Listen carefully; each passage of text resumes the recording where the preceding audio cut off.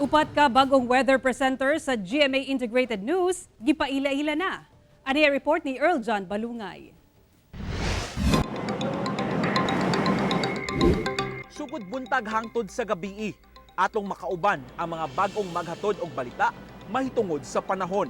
Gikan sa mas gipakusgan nga GMA Integrated News Weather Center. Green Shrivers. Kagahapon, gipailaila na sila Maureen Shrivers, Katrina Son, Amor La Rosa, ug Anjo Pertiara isip bagong weather presenters.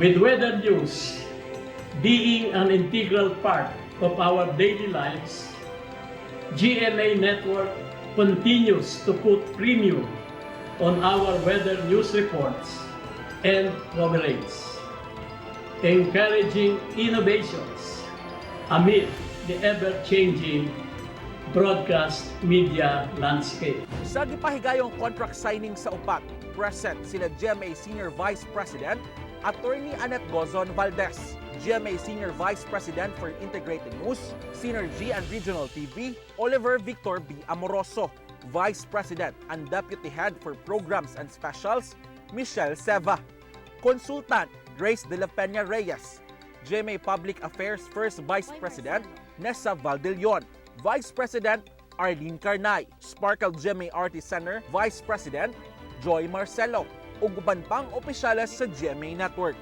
This is one of our milestones for this year kasi nakikita natin yung importansya ng weather, lalo na ngayong may mga global warming, paiba-iba na talaga. Managlahi ang gigikanan sa bagong weather presenters.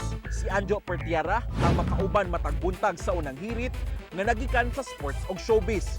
Usasab ka veteranong weather producer ug kanhi weather presenter si Amor La Rosa nga maghatod og weather forecast alang sa State of the Nation ug saksi. Sobra usa ka dekada sab ang reporter ug veterano sa bagyo coverage si GMA Integrated News Senior Reporter Katrina Son nga makauban nato sa palitang halik ug maghatod og weather news matag gabii sa 24 oras. Walay lain si Sparkle Artist ug National Athlete Maureen Shrivers. Miagi sa makuting training sa pag-asa ang upat ka weather presenter aron mahanas sa datos ug impormasyon sa pag-asa hasta na sa mga bag-ong teknolohiya sa Metro Weather Graphic System. Gani ato na silang makauban sa nagkadayang newscast sugod sunod semana. Siya weather ng Manila, no, or Metro Manila or Luzon, we're also looking at the other areas kasama na dyan ng Visayas and Mindanao.